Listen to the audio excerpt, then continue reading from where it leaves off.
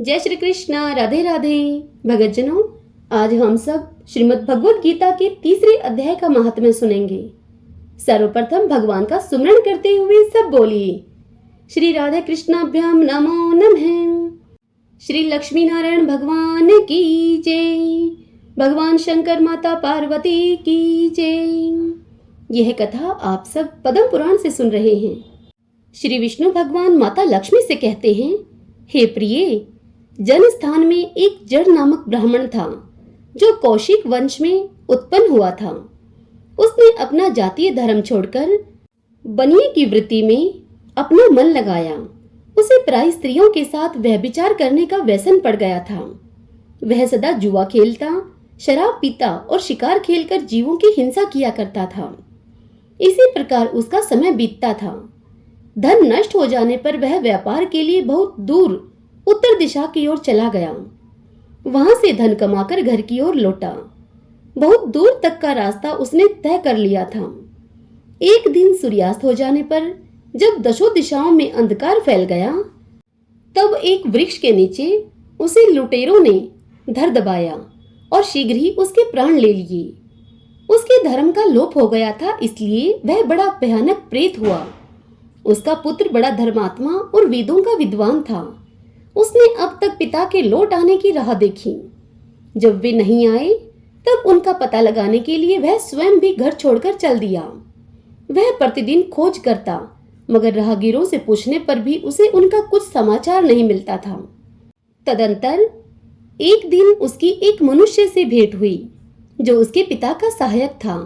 उससे सारा हाल जानकर उसने पिता की मृत्यु पर बहुत शोक किया। वह बड़ा विद्वान था। बहुत कुछ सोच विचार कर पिता का पारलौकिक कर्म करने की इच्छा से आवश्यक सामग्री साथ में लेकर उसने काशी जाने का विचार किया। मार्ग में 7-8 मुकाम डालकर वह 9वें दिन उसी वृक्ष के नीचे पहुंचा जहां उसके पिता मारे गए थे। उस स्थान पर उसने संध्या उपासना की और गीता के तीसरे अध्याय का पाठ किया। इसी समय आकाश में बड़ी भयानक आवाज हुई। उसने अपने पिता को भयंकर आकार में देखा। फिर तुरंत ही अपने सामने उसे आकाश में एक सुंदर विमान दिखाई दिया जो महान तेज से व्याप्त था। उसमें अनेकों क्षुद्र घंटिकाएं लगी थी। उसके तेज से समस्त दिशाएं आलोकित हो रही थी। यह दृश्य देखकर उसके चित्त की व्याग्रता दूर हो गई। उसने विमान पर अपने पिता को दिव्य रूप धारण किए हुए विराजमान देखा। उनके शरीर पर पीतांबर शोभा पा रहा था और मुनिजन उनकी स्तुति कर रहे थे। उन्हें देखते ही पुत्र ने प्रणाम किया। तब पिता ने भी उसे आशीर्वाद दिया। तत्पश्चात उसने पिता से यह सारा वृतांत पूछा। उसके उत्तर में पिता ने सब बातें बताकर इस प्रकार कहना आरंभ किया। उसके पिता ने कहा, हे बेटा, दैववश मेरे निकट गीता के तृतीय अध्याय का पाठ करके तुमने इस शरीर के द्वारा किए हुए दुस्तज्य कर्म बंधन से मुझे छुड़ा दिया है। अतः अब तुम घर पर लौट जाओ, क्योंकि जिसके लिए तुम काशी जा रहे थे वह प्रयोजन इस समय तृतीय अध्याय के पाठ से ही सिद्ध हो गया है। पिता के इस प्रकार कहने पर पुत्र ने पूछा, हे तात, मेरे हित का आप उपदेश कीजिए तथा और कोई कार्य जो मेरे लिए करने योग्य हो वह भी बतलाइए। तब पिता ने उससे कहा, हे अनग, तुम्हें यही कार्य फिर करना है। मैंने जो कर्म किया है वही मेरे भाइयों ने भी किया था। इससे भी घोर नरक में पड़े हैं। उनका भी तुम्हें उद्धार करना चाहिए तथा मेरे कुल के और भी जितने लोग नरक में पड़े हैं उन सब का भी तुम्हारे द्वारा उद्धार हो जाना चाहिए। यही मेरा मनोरथ है।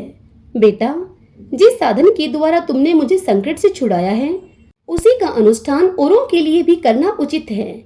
उसका अनुष्ठान करके उससे होने वाला पुण्य उन नारक के जीवों को संकल्प करके दे दो। इससे वे समस्त पूर्वज मेरी ही तरह यातना से मुक्त होकर स्वल्प काल में ही श्री विष्णु के परम पद को प्राप्त हो जाएंगे। पिता का यह संदेश सुनकर पुत्र ने कहा, हे तात, यदि ऐसी बात है और आपके भी ऐसे ही रुचि है तो मैं समस्त नारकी जीवों का नरक से उद्धार कर दूंगा। यह सुनकर उसके पिता बोले, बेटा, एवमस्तु, तुम्हारा कल्याण हो। मेरा अत्यंत प्रिय कार्य संपन्न हो गया। इस प्रकार पुत्र को आश्वासन देकर उसके पिता भगवान विष्णु के परम धाम को चले गए। तत्पश्चात वह भी लौटकर जनस्थान में आया और परम सुंदर भगवान श्री कृष्ण के मंदिर में उनके समक्ष बैठकर पिता के आदेश अनुसार गीता के तीसरे अध्याय का पाठ करने लगा। उसने नारकी जीवों का उद्धार करने की इच्छा से गीता पाठ जनित सारा पुण्य संकल्प करके दे दिया। इसी बीच में भगवान विष्णु के दूत यातना भोगने वाले नारकी जीवों को छुड़ाने के लिए यमराज के पास गए। यमराज ने नाना प्रकार के सत्कारों से उनका पूजन किया और कुशल क्षेम पूछे। तब वे बोले, धर्मराज, हम लोगों के लिए सब और आनंद ही आनंद है। इस प्रकार सत्कार करके पितरलोक के सम्राट परम बुद्धिमान यमन ने विष्णु दूतों से यमलोक में आने का कारण पूछा। तब विष्णु दूतों ने कहा, यमराज, शेष शैया पर शयन करने वाले भगवान विष्णु ने हम लोगों को आपके पास कुछ संदेश देने के लिए भेजा है। भगवान हम लोगों के मुख से आपकी कुशल क्षेम पूछते हैं और यह भी आज्ञा देते हैं कि आप नरक में पड़े हुए समस्त प्राणियों को छोड़ दें। अमित तेजस्वी भगवान विष्णु का यह संदेश सुनकर यमन ने मस्तक झुकाकर उसे स्वीकार किया और मन ही मन कुछ सोचा। तत्पश्चात मदो उन्मत्त नारकी जीवों को नरक से मुक्त देखकर उनके साथ ही वे भगवान विष्णु के वास स्थान को चले। यमराज श्रेष्ठ विमान के द्वारा जहाँ क्षीर सागर हैं वहां जा पहुंचे। उसके भीतर कोटि कोटि सूर्यों के समान कांतिमान नील कमल दल के समान श्याम सुंदर लोकनाथ जगतगुरु श्री हरि का उन्होंने दर्शन किया। भगवान का तेज उनकी शैया बने हुए शेषनाग के फनों की मणियों के प्रकाश से दुगना हो रहा था। वे आनंद युक्त दिखाई दे रहे थे। उनका हृदय प्रसन्नता से परिपूर्ण था। भगवती लक्ष्मी अपनी सरल चितवन से प्रेम पूर्वक उन्हें बारंबार निहार रही थी। चारों ओर योगीजन भगवान की सेवा में खड़े थे। उन योगियों की आंखों के तारे ध्यानस्थ होने के कारण निश्चल प्रतीत होते थे। देवराज इंद्र अपने विरोधियों को परास्त करने के उद्देश्य से भगवान की स्तुति कर रहे थे। ब्रह्मा जी के मुख से निकले हुए वेदांत वाक्य मूर्तिमान होकर भगवान के गुणों का गान कर रहे थे। भगवान पूर्णतः संतुष्ट होने के साथ ही समस्त योनियों की ओर से उदासीन प्रतीत होते थे। जीवों में से जिन्होंने योग साधन के द्वारा अधिक पुण्य संचय किया था, उन सबको एक ही साथ वे कृपा दृष्टि से निहार रहे थे। भगवान अपने सर्वभूत अखिल चराचर जगत को आनंद पूर्ण दृष्टि से आमोदित कर रहे थे। शेषनाग की प्रभा से उद्भाषित एवं सर्वत्र व्यापक दिव्य विग्रह धारण किए हुए नील कमल के सदृश श्याम वर्ण वाले श्रीहरि ऐसे जान पड़ते थे मानो चांदनी से घिरा हुआ आकाश सुशोभित हो रहा हो। इस प्रकार भगवान की झांकी करके यमराज अपनी विशाल बुद्धि के द्वारा उनकी स्तुति करने लगे। यमराज बोले, संपूर्ण जगत का निर्माण करने वाले परमेश्वर, आपका अंतःकरण अत्यंत निर्मल है। आपके मुख से ही वेदों का प्रादुर्भाव हुआ है। आप ही विश्वरूप और इसके विधायक ब्रह्मा हैं। आपको नमस्कार है। अपने बल और वेग के कारण जो अत्यंत दुर्दर्श प्रतीत होते हैं, ऐसे दानवेंद्रों का अभिमान चूर्ण करने वाले भगवान विष्णु को नमस्कार है। पालन के समय सतोमय शरीर धारण करने वाले विश्व के आधारभूत सर्वव्यापी श्रीहरि को नमस्कार है। समस्त देहधारियों की पातक राशि को दूर करने वाले परमात्मा को प्रणाम है। जिनके ललाटवर्ती नेत्र के तनिक सा खुलने पर भी आग की लपटें निकलने लगती हैं, उन रुद्र रूपधारी आप परमेश्वर को नमस्कार हैं।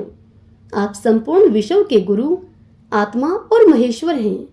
अतः समस्त वैष्णव जनों को संकट से मुक्त करके उन पर अनुग्रह करते हैं।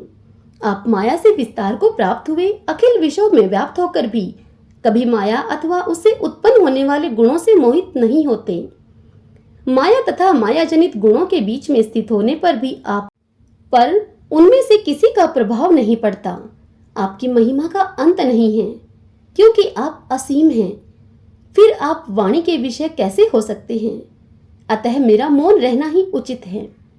इस प्रकार स्तुति करके यमराज ने हाथ जोड़कर कहा, हे जगत गुरु, आपके आदेश से इन जीवों का गुण रहित होने पर भी मैंने छोड़ दिया है। अब मेरे योग्य और जो भी कार्य हो उसे बतलाइए। उनके इस प्रकार कहने पर भगवान मधुसूदन मेघ के समान गंभीर वाणी के द्वारा मानो अमृत रस से सींचते हुए उनसे बोले, हे धर्मराज, तुम सबके प्रति समानुभाव रखते हुए लोगों का पाप से उद्धार कर रहे हो। तुम पर देहधारियों का भार रखकर मैं निश्चिंत हूं। अतः तुम अपना काम करो और अपने लोक को लौट जाओ। इस प्रकार कहकर भगवान अंतर्ध्यान हो गए।